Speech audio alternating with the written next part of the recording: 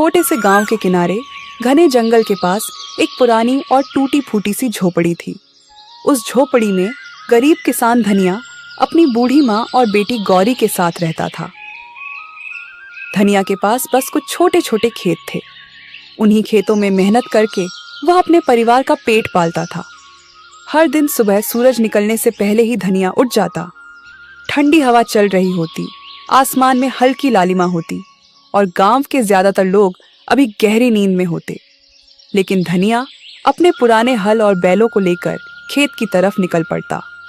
दरवाजे पर खड़ी उसकी माँ प्यार से कहती, बेटा धनिया, थोड़ा आराम भी कर लिया कर। दिन रात इतनी मेहनत करते करते तू बहुत थक जाता होगा। सुबह से शाम तक खेत में काम करता है, फिर भी चेहरे पर शिकन नहीं लाता। मुझे तेरी चिंता होती है बेटा। शरीर को भी थोड़ा आराम देना जरूरी होता है। माँ, अगर मैं मेहनत नहीं करूँगा तो हमारे घर का चूल्हा कैसे चलेगा? हमारी ज़रूरतें कैसे पूरी होंगी? मुझे पता है मेहनत मुश्किल होती है, लेकिन यही हमारी ज़िंदगी का सहारा है। जब तक मेरे हाथ पैर चल रहे हैं मैं मेहनत करता रहूँगा, ताकि आपको कभी किसी चीज़ की कमी महसूस ना हो। तभी उसकी बेटी गौरी दौड़ते हुए आती और कहती, बाबा, जल्दी वापस आना, मैं आपका इंतजार करूंगी। देर मत करना, मुझे अच्छा लगता है जब आप जल्दी घर आ जाते हैं। धनिया अपनी बेटी के सिर पर प्यार से हाथ फेरता और खेत की ओर चल पड़ता। दिन भर वह खेत में पसीना बहाता रहता, कभी तेज धूप, कभी अचानक बारिश, लेकिन धनिया मेहनत करना कभी नहीं छोड़ता।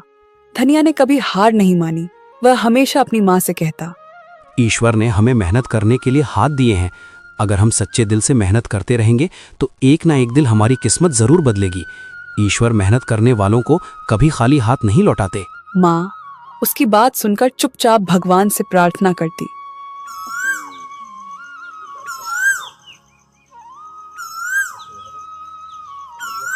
बाबा, आज मैं जंगल के किनारे से कुछ लकड़ियां लेकर आई हूँ, ताकि घर के काम में थोड़ी मदद हो सके।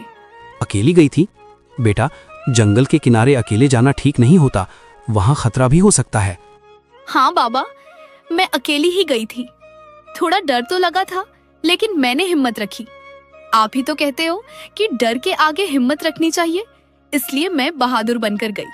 धनिया थोड़ा चिंतित हो गया, क्योंकि गांव के लोग कहते थे कि जंगल के अंदर एक पुरानी गुफा है, जहां रात के समय अजीब अजीब आवाजें आती हैं। गांव वाले उस गुफा के पास जाने से डरते थे। बेटी, जंगल के अंदर ज्यादा मत जाना, वहाँ एक रहस्यमयी गुफा है।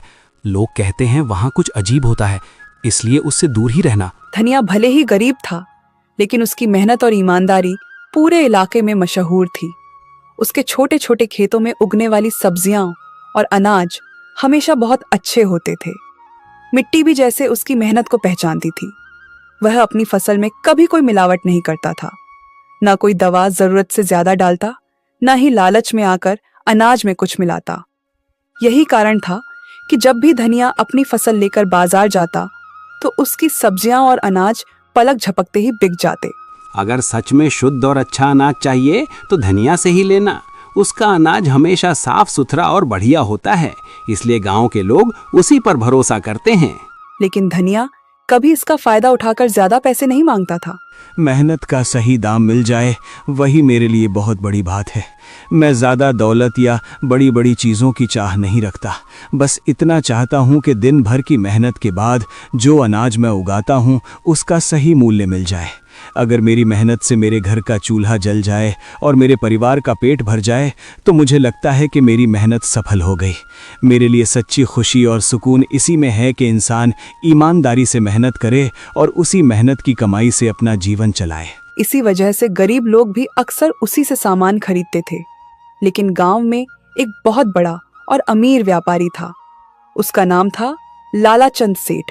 लालाचंद सेठ पूरे इलाके में अनाज और सब्जियों का बड़ा व्यापार करता था, लेकिन वह अक्सर मुनाफे के लिए मिलावट भी कर देता था और चीजों को बहुत महंगे दामों में बेचता था।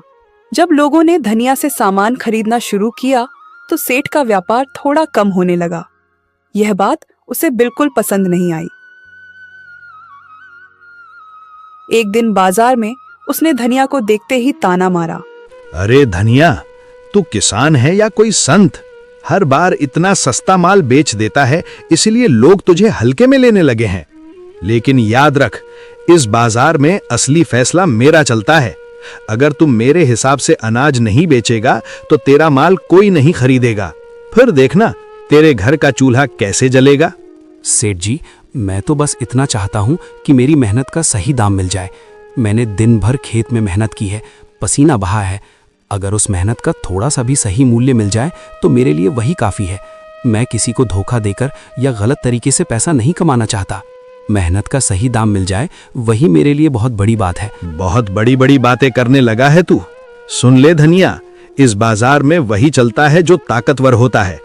अगर तूने मेरी बात नहीं मानी तो मैं ऐसा हाल कर दूंगा कि तेरा अनाज बाजार में कोई नहीं खरीदेगा। फिर तू अपने घर बैठकर यही ईमानदारी की बातें करता रहना। बाजार में खड़े कुछ लोग यह सब सुन रहे थे।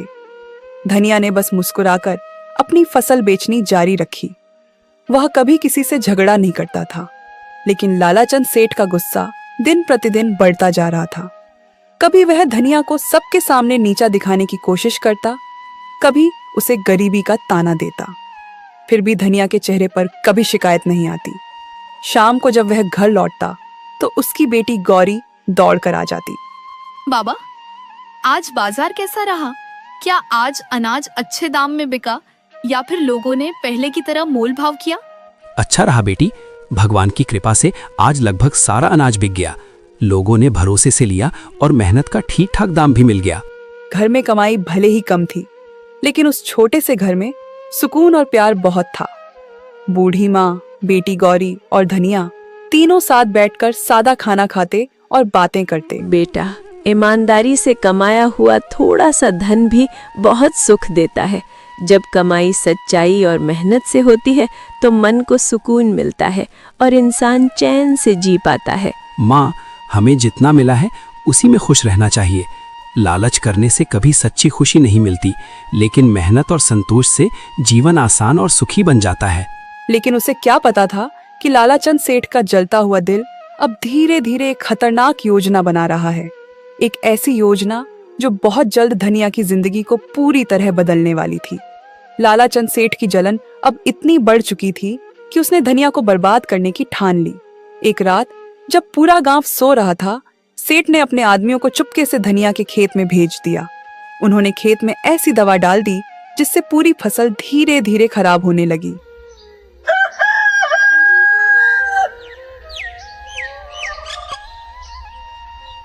सुबह जब धनिया खेत पर पहुंचा तो उसकी आंखें फटी की फटी रह गईं। हरी भरी खड़ी फसल पीली पड़ चुकी थी, कई पौधे सूख गए थे। वह घुटनों के बल बैठ गया। हे ईश्वर, ये क्या हो गया? कल तक तो मेरी फसल बिल्कुल हरी भरी थी, हर पौधा लहलहा रहा था। मैंने कितनी मेहनत से इस खेत को सींचा था, दिन रात इसकी देखभाल की थी। फिर अचानक एक ही रात में सब कुछ कैसे बदल गया? मेरी सारी मेहनत, मेरी सारी उम्मीदें क्या सब यूं ही खत्म हो जाएंगी? इतने में गांव के कुछ लोग भी खबर सुनकर वहां आ गए। वे भी खेत की हालत देखकर हैरान रह गए और आपस में बातें करने लगे। ये अचानक कैसे हो गया? कल शाम तक तो ये खेत बिल्कुल ठीक था, फसल भी बहुत अच्छी दिख रही थी। एक ही रात में इतने सारे पौधे कैसे सूख गए? कहीं किसी ने जानबूझकर तो कुछ नहीं किया? धनिया को समझते देर नहीं लगी कि यह किसी की साजिश है। उसे तुरंत लालाचंद सेठ का ख्याल आया। अगर ये सब सेठ का किया हुआ है तो मैं चुप नहीं बैठूंगा। मेरी मेहनत की फसल को इस तरह बर्बाद करना कोई छोटी बात नहीं है। मैंने दिन रात मेहनत करके इस खेत को सींचा था, हर पौधे को अपने बच्चे की तरह संभाला था। मैं पंचायत में जाकर न्याय मांगूंगा और सबके सामने सच रखूंगा, ताकि जिसने भी ये अन्याय किया है उसे उसकी सजा मिल सके। यह बात धीरे धीरे पूरे गांव में फैल गई। जब यह खबर लालाचंद सेठ तक पहुंची तो वह एक पल के लिए घबरा गया, लेकिन चालाक सेठ ने तुरंत एक नई और खतरनाक साजिश सोच ली। अगली सुबह वह खुद ही गांव की पंचायत में पहुंच गया। गांव के बड़े बुजुर्ग वहां बैठे थे। सेठ ने ऊंची आवाज में कहा, मुझे पंचायत से न्याय चाहिए। मेरे साथ बहुत बड़ा अन्याय हुआ है और मैं चाहता हूं कि गांव के सामने इस बात का फैसला हो। क्या बात है सेठ जी, आप इतने गुस्से और परेशानी में क्यों हैं? खुलकर बताइए कि आखिर मामला क्या है। मेरी सोने की अंगूठी चोरी हो गई है और मुझे पूरा शक है कि वो अंगूठी धनिया ने चुराई है। वही कल मेरे घर आया था, उसके बाद ही अंगूठी गायब हुई है। यह सुनते ही पंचायत में सन्नाटा छा गया। उसी समय किसी ने धनिया को बुला लिया। धनिया अपनी बूढ़ी माँ और बेटी गौरी के साथ वहां पहुंचा।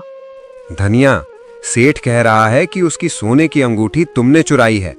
क्या ये सच है? पंचायत के सामने सच सच बता दो ताकि सही फैसला हो सके। धनिया की आंखों में हैरानी और दुख दोनों साफ दिखाई दे रहे थे। इतने बड़े इल्जाम से उसका दिल टूट गया था। मुखिया जी, मैं गरीब जरूर हूँ लेकिन चोर नहीं हूँ। मैंने किसी की अंगूठी नहीं चुराई। मैं मेहनत से कमाने वाला आदमी हूँ। किसी की चीज पर बुरी नजर डालना तो दूर, ऐसा सोच भी नहीं सकता। मेरा बेटा ऐसा काम कभी नहीं कर सकता। मैंने इसे हमेशा ईमानदारी और मेहनत की सीख दी है। ये किसी की चीज चुराने वाला नहीं है। अगर धनिया सच बोल रहा है तो फिर उसके घर की तलाशी ले ली जाए। पंचायत के सामने उसके घर को अच्छे से देख लिया जाए। अगर वहां मेरी अंगूठी नहीं मिली तो मैं भी मान जाऊंगा कि धनिया बेगुनाह है। पंचायत के लोग एक दूसरे का चेहरा देखने लगे। कुछ देर सोचने के बाद मुखिया ने कहा, सच जानने का एक ही तरीका है। हम सब अभी धनिया के घर चलेंगे और वहां अच्छी तरह तलाशी ली जाएगी। पंचायत के सामने सब कुछ साफ हो जाएगा और फिर उसी के अनुसार फैसला किया जाएगा। पंचायत के कई लोग, लालाचंद सेठ और गांव के कुछ और लोग धनिया के साथ उसके छोटे से घर की तरफ चल पड़े। धनिया की बूढ़ी माँ और छोटी बेटी गौरी भी डरते डरते उनके पीछे चल रही थी। धनिया का दिल बहुत तेज धड़क रहा था। उसे अपने ऊपर पूरा भरोसा था कि उसने कोई चोरी नहीं की। कुछ ही देर में सब लोग धनिया की झोपड़ी के सामने पहुंच गए। वह छोटी सी झोपड़ी थी, मिट्टी की दीवारें, ऊपर से घास फूस की छत और अंदर बहुत कम सामान। धनिया, हमें तुम्हारे घर की तलाशी लेनी पड़ेगी।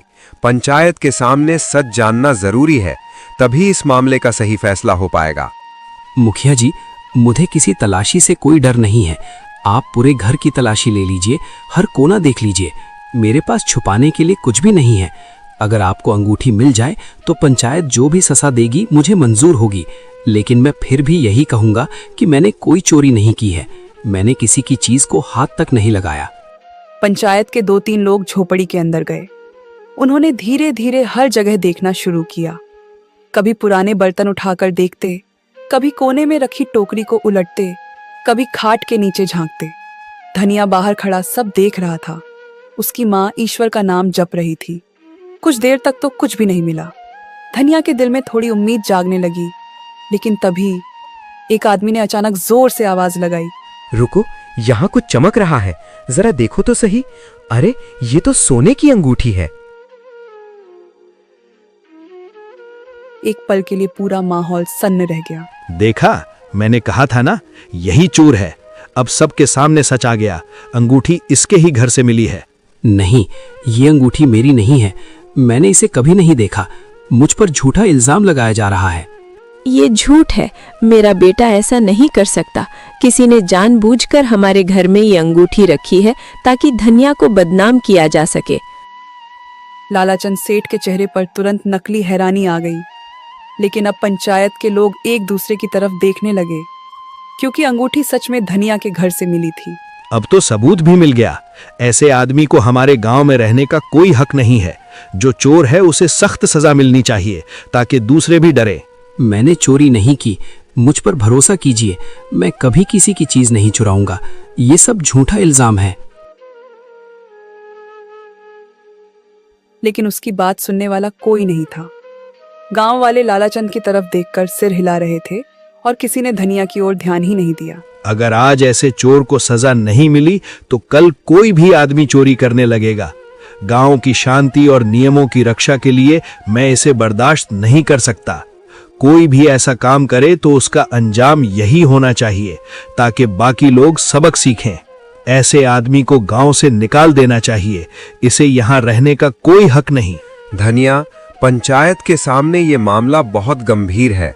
तुम्हारे घर से अंगूठी मिली है और यही सबसे बड़ा सबूत माना जा रहा है। हमारे पास इसी आधार पर फैसला करना होगा। हमें सच जानना है और उसी अनुसार न्याय करना है। मैंने चोरी नहीं की। मुझ पर भरोसा कीजिए, मैं कभी किसी की चीज नहीं चुराऊंगा। ये सब झूठा इल्जाम है। मुखिया जी, मैं गरीब जरूर हूँ, लेकिन चोर नहीं हूँ। मैंने किसी की चीज हाथ नहीं लगाई। किसी ने जानबूझकर मुझे फंसाया है ताकि मुझे बदनाम किया जा सके। लेकिन पंचायत के कई लोग अब सेठ की बातों में आ चुके थे। ऐसे आदमी को गांव से निकाल देना चाहिए। इसे यहाँ रहने का कोई हक नहीं। मत करो ऐसा, हम कहाँ जाएंगे? हमारा तो यही एक घर है, यही हमारी जिंदगी है। पंचायत का निर्णय है कि धनिया को चोरी के अपराध में आज से इस गांव से निकाल दिया जाए। ये फैसला गांव की शांति और कानून के लिए लिया गया है। यह सुनते ही धनिया जैसे पत्थर का बन गया। उसकी माँ की आंखों से आंसू बहने लगे। गौरी रोने लगी। धनिया, तुम्हें आज ही इस गांव को छोड़ना होगा। अब से इस गांव में तुम्हारा कोई हक या अधिकार नहीं रहेगा, ना खेतों पर, ना पानी के स्रोतों पर, ना किसी भी गांव की किसी सुविधा पर। यह कठिन निर्णय है, लेकिन पंचायत के आदेश के मुताबिक इसे मानना ही पड़ेगा।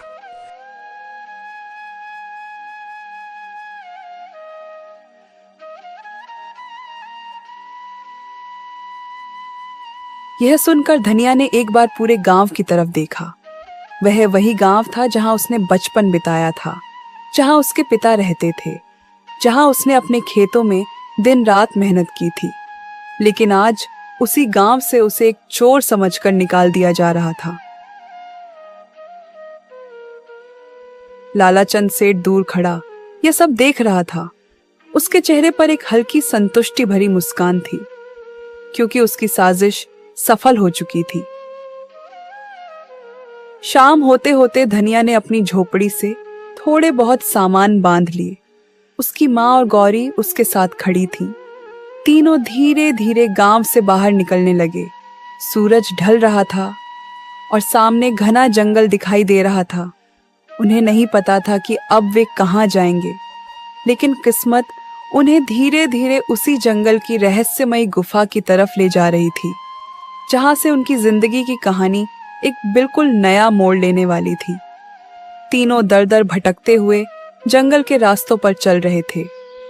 कभी दूर से किसी पक्षी की आवाज आती, कभी झाड़ियों में कोई जानवर सरसराता। धनिया बार बार पीछे मुड़कर गांव की तरफ देखता, लेकिन अब वहां लौटने का कोई रास्ता नहीं था। उसके दिल में एक ही बात बार बार चुभ रही थी। उसे गांव से निकाले जाने का उतना दुख नहीं था जितना इस बात का था कि उस पर चोरी का झूठा इल्जाम लगा दिया गया था।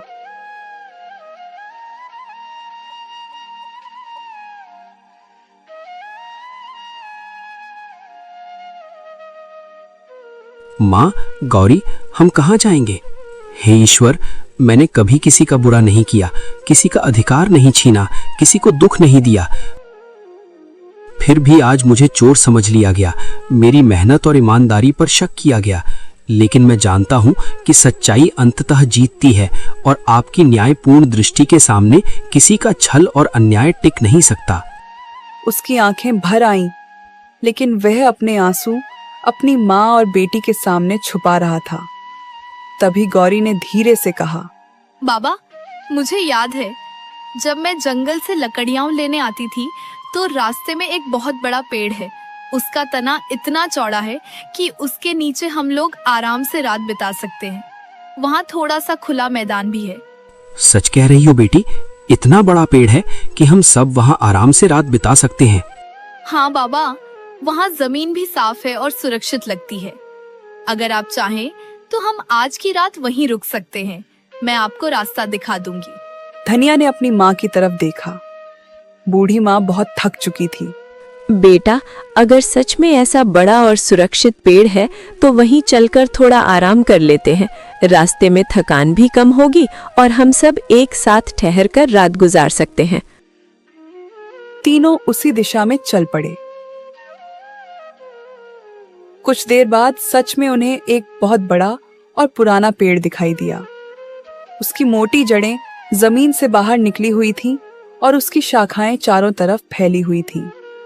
पेड़ इतना बड़ा था कि उसके नीचे काफी जगह खाली थी। धनिया ने चारों तरफ देखा।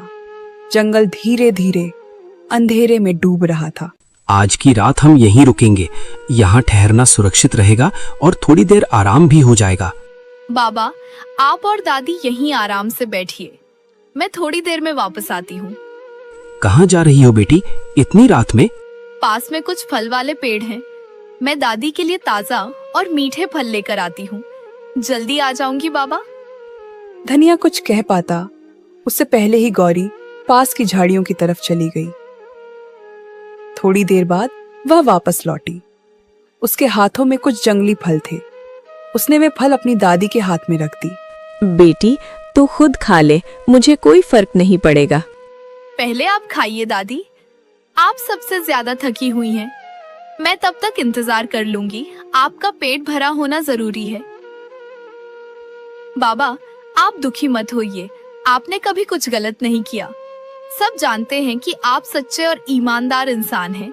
एक दिन जरूर आएगा जब सबको सच पता चल जाएगा और तब सभी लोग समझेंगे कि आप बेगुनाह हैं।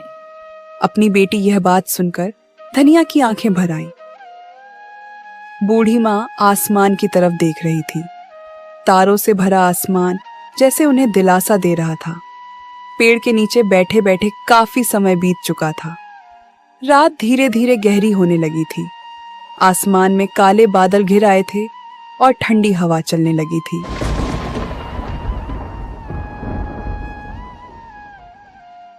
अचानक बिजली चमकी और कुछ ही पलों बाद तेज बारिश शुरू हो गई। पहले तो हल्की हल्की बूंदें गिरने लगीं, लेकिन देखते ही देखते बारिश बहुत तेज हो गई।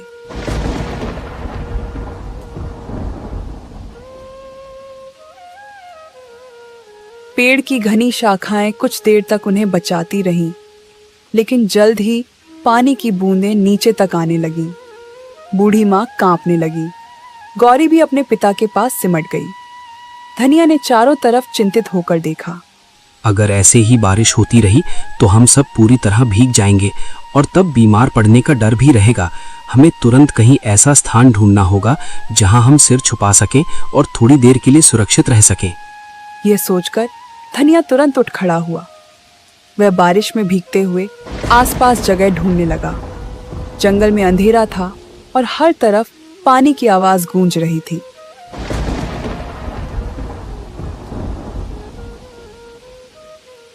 कुछ देर तक इधर उधर देखने के बाद अचानक उसकी नजर थोड़ी दूर पहाड़ी के पास बने एक अंधेरे से मुंह पर पड़ी। वह ध्यान से देखने लगा। बारिश की चमकती बिजली में उसे साफ दिखाई दिया। वह एक गुफा थी। धनिया जल्दी से अपनी माँ और गौरी के पास आया और बोला, चलो, मुझे सामने एक गुफा दिखाई दे रही है। वहां जाकर हम बारिश से बच सकते हैं और थोड़ा आराम कर सकते हैं। जल्दी चलते हैं, बारिश तेज हो रही है। तीनों जल्दी जल्दी उस तरफ चल पड़े। कुछ ही देर में वे उस गुफा के अंदर पहुंच गए। गुफा अंदर से काफी बड़ी थी।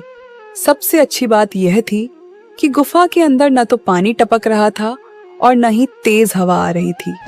बाहर जोरदार बारिश हो रही थी, लेकिन गुफा के अंदर एक अजीब सी शांति थी, जैसे यह जगह उन्हें सुरक्षित रखने के लिए ही बनी हो। धनिया ने राहत की सांस ली।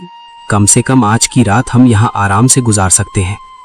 धीरे धीरे थकान के कारण तीनों वहीं बैठते बैठते सो गए।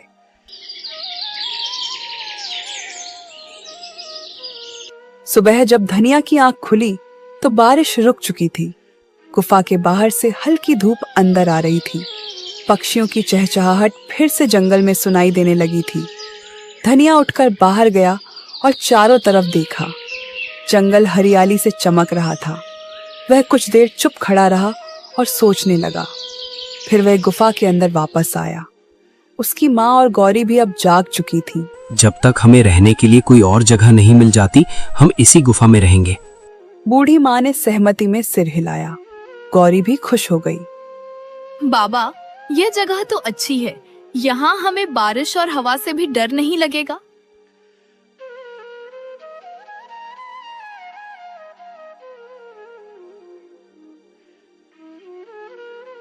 दिन बीतने लगे। धीरे धीरे गुफा ही धनिया, उसकी माँ और गौरी का नया घर बन गई। सुबह धनिया जंगल से लकड़ियां और फल लाता, गौरी गुफा के अंदर साफ सफाई करती और बूढ़ी माँ पास बैठकर ईश्वर का नाम जपती रहती। गरीबी अभी भी थी, लेकिन तीनों एक दूसरे के साथ होने से संतुष्ट थे।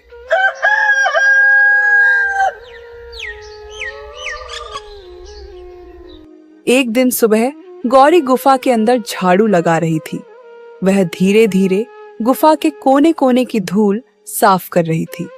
झाड़ू लगाते लगाते वह गुफा के पीछे वाले हिस्से तक पहुंच गई। वहां पत्थरों के बीच कुछ अजीब सा दिखाई दिया। गौरी रुक गई। उसे लगा जैसे वहां कोई पुरानी थैली पड़ी हो। उसने झुककर उसे उठाया। उस थैली के अंदर चमकते हुए सोने के सिक्के भरे हुए थे। गौरी घबराकर जोर से चिल्लाई, बाबा, बाबा जल्दी आइए।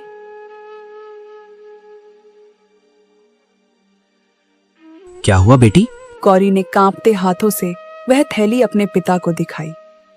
धनिया ने जब अंदर देखा तो वह भी कुछ पल के लिए हक्का बक्का रह गया। थैली में सचमुच बहुत सारे सोने के सिक्के थे। बूढ़ी माँ भी पास आ गई।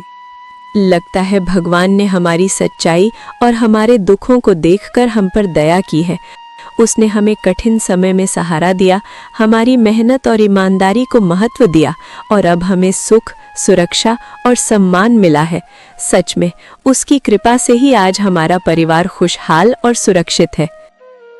धनिया कुछ देर तक चुप खड़ा रहा। उसकी आंखों में आंसू आ गए। उसे लगा जैसे ईश्वर ने आखिरकार उसकी ईमानदारी का फल दे दिया हो। अब हमें इस जंगल में रहने की जरूरत नहीं है।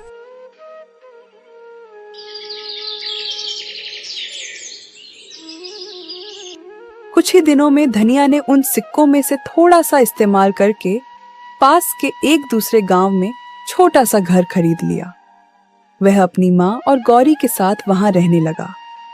धीरे धीरे उसने फिर से छोटा सा खेत भी ले लिया और मेहनत करने लगा। अब उनकी जिंदगी पहले से कहीं बेहतर हो गई थी।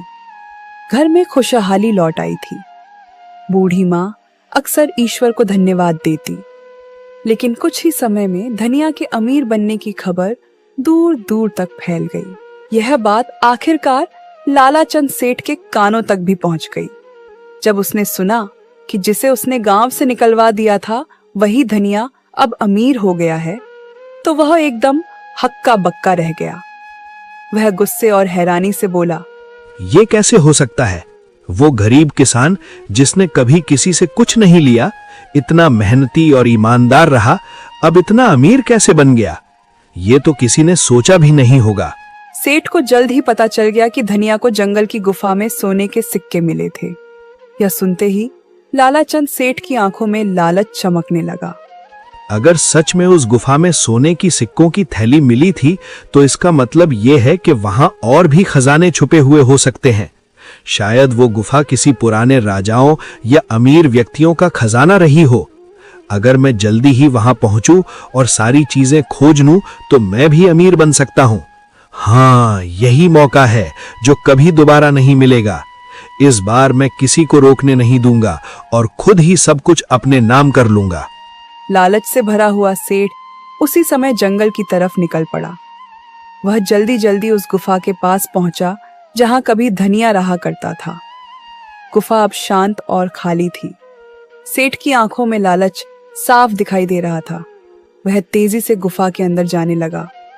उसे बस एक ही चीज चाहिए थी, खजाना। लेकिन उसे यह नहीं पता था कि लालच में उठाया गया उसका यह कदम उसकी जिंदगी का सबसे बड़ा सबक बनने वाला है। वो मन ही मन सोच रहा था, अगर धनिया को यहाँ सोने के सिक्के मिले थे, तो जरूर यहाँ और भी खजाना होगा। लालच में वह गुफा के अंदर और गहराई तक जाने लगा। कुछ देर बाद अचानक उसकी नजर एक पत्थर के पीछे पड़ी एक पुरानी थैली पर गई। सेठ जल्दी से वहां दौड़ा। उसने थैली उठाकर खोली और जैसे ही अंदर देखा, उसकी आंखें चमक उठी। उस थैली में भी सोने के कई सिक्के भरे हुए थे। आज तो मेरी किस्मत खुल गई। आखिरकार मेहनत और भाग्य दोनों मेरे साथ हैं। अब मैं वही कर सकता हूं जो हमेशा चाहता था, इतना धन जमा करूं कि कोई मुझसे टक्कर भी न ले सके। सेठ खुशी से हंस पड़ा। उसने जल्दी से वह थैली हाथ पर रख ली। अब वह गुफा से बाहर निकलने के लिए मुड़ा, लेकिन जैसे ही वह आगे बढ़ा, उसे अचानक एहसास हुआ कि उसे बाहर जाने का रास्ता समझ नहीं आ रहा था। गुफा के अंदर कई छोटे छोटे रास्ते थे। सेठ एक रास्ते पर गया, फिर वापस लौटा, फिर दूसरे रास्ते पर गया, लेकिन हर रास्ता उसे फिर उसी जगह पर ले आता। धीरे धीरे शाम होने लगी। सेठ घबराने लगा। वह तेजी से इधर उधर भागने लगा, लेकिन उसे गुफा से बाहर निकलने का रास्ता नहीं मिल रहा था। पहला दिन बीत गया। दूसरे दिन भी सेठ उसी गुफा में भटकता रहा। उसके पास खाने को कुछ नहीं था। प्यास और डर से उसकी हालत खराब होने लगी। तीसरा दिन भी गुजर गया। अब सेठ पूरी तरह थक चुका था। वह एक पत्थर के सहारे बैठ गया। उसके मन में अचानक एक ख्याल आया। वह धीरे धीरे खुद से बोलने लगा, शायद यही मेरे लालच की सजा है। मैंने सिर्फ अपना फायदा सोचा और दूसरों की परवाह नहीं की। अब ये सोना मेरे हाथों में है, लेकिन ऐसा लग रहा है जैसे ये मुझे बंधक बना रहा है। शायद जब तक मैं इसे पकड़े रहूंगा, तब तक मैं इस गुफा से बाहर नहीं निकल पाऊंगा। ये खजाना मेरे लिए वरदान नहीं, बल्कि एक फंदा बन गया है, और अब मुझे इसका सामना करना ही पड़ेगा। कुछ पल सोचने के बाद उसने वह सोने की थैली जमीन पर रख दी। फिर धीरे धीरे पीछे मुड़ा और बिना उस थैली को उठाए तेजी से आगे बढ़ने लगा। कुछ ही देर बाद अचानक उसे दूर से हल्की रोशनी दिखाई दी। वह उसी दिशा में भागा और कुछ पलों बाद वह गुफा के बाहर पहुंच गया। ताजी हवा उसके चेहरे से टकराई। सेठ जमीन पर बैठ गया और जोर जोर से सांस लेने लगा। उसकी जान में जान आ गई थी, लेकिन उसी समय उसके दिल में भारी पछतावा भी होने लगा। वह सोचने लगा, अगर मैंने लालच में आकर धनिया के साथ गलत नहीं किया होता, तो आज मुझे ये दिन नहीं देखना पड़ता। अगर मैंने उसकी मेहनत और ईमानदारी का सम्मान किया होता, उसे गांव से नहीं निकाला होता, तो शायद मैं आज इस गुफा में फंसा नहीं होता। मेरी अपनी लालच और अधूरी चालाकियों ने मुझे यहां तक पहुंचाया है। अब समझ आया कि दूसरों के अधिकारों की चोरी करके कोई कभी सच्ची खुशी या अमीरी हासिल नहीं कर सकता। अब उसे समझ आ चुका था कि लालच इंसान को अंधा बना देता है, और कभी कभी वही लालच इंसान को ऐसी मुसीबत में डाल देता है जहां से निकलना बहुत मुश्किल हो जाता है। लालाचंद सेठ धीरे धीरे गांव की तरफ लौटने लगा, लेकिन इस बार उसके मन में खजाने का लालच नहीं, बल्कि अपनी गलती का पछतावा था। कुछ समय बाद पूरे गांव में धीरे धीरे यह बात फैल गई कि धनिया पर लगाया गया चोरी का इल्जाम झूठा था।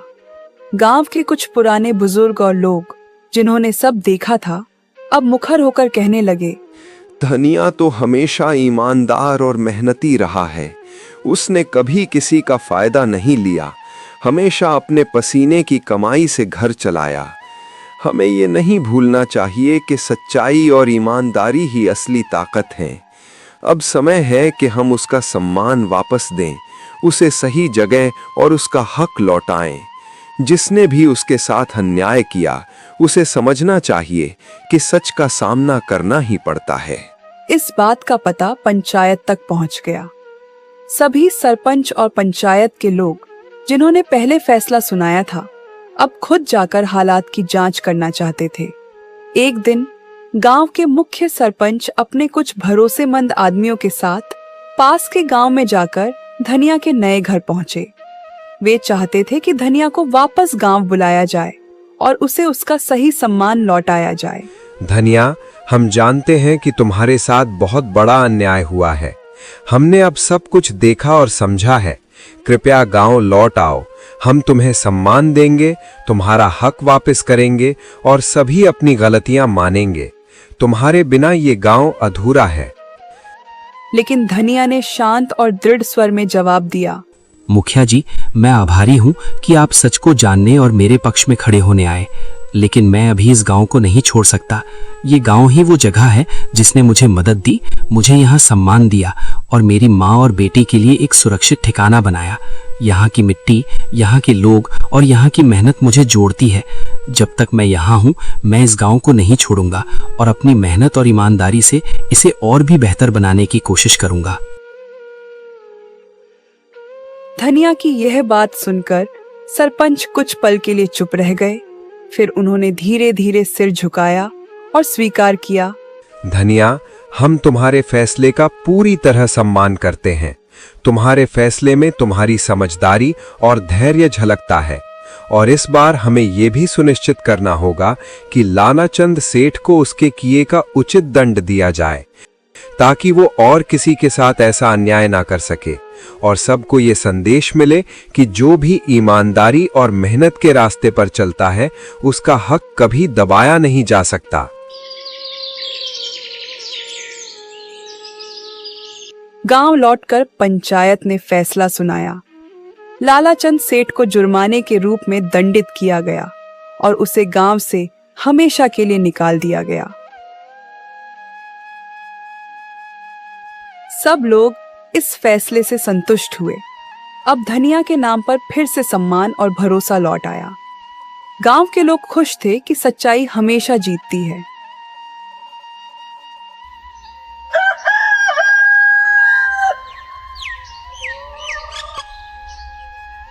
धनिया की माँ और गौरी भी अपने बेटे और पिता के गौरव से खुश थीं। धनिया अब अपने गांव में सुरक्षित और सम्मानित रह सकता था। वह जानता था कि ईमानदारी और मेहनत का फल देर से सही लेकिन निश्चित रूप से मिलता है। गौरी अपने पिता की ओर देखकर मुस्कुराई और बोली, बाबा देखो, सच की जीत हमेशा होती है, चाहे कितनी भी मुश्किलें आइए। सच्चाई और ईमानदारी का मार्ग कभी खाली नहीं जाता। मुझे लगता है कि हम सब ने यह सच में महसूस किया। हाँ बेटी, और यही सीख हमें हमेशा याद रखनी चाहिए। ईमानदारी, मेहनत और सच्चाई का मार्ग ही असली ताकत है। अगर हम इसे अपनाएं तो कोई भी चुनौती हमें नहीं हरा सकती। यही रास्ता हमें सही मंजिल तक ले जाता है। और इस तरह धनिया, उसकी माँ और गौरी ने अपने नए घर में खुशी खुशी जीवन बिताना शुरू किया। साथ ही गांव में उनका सम्मान और प्यार हमेशा बरकरार रहा।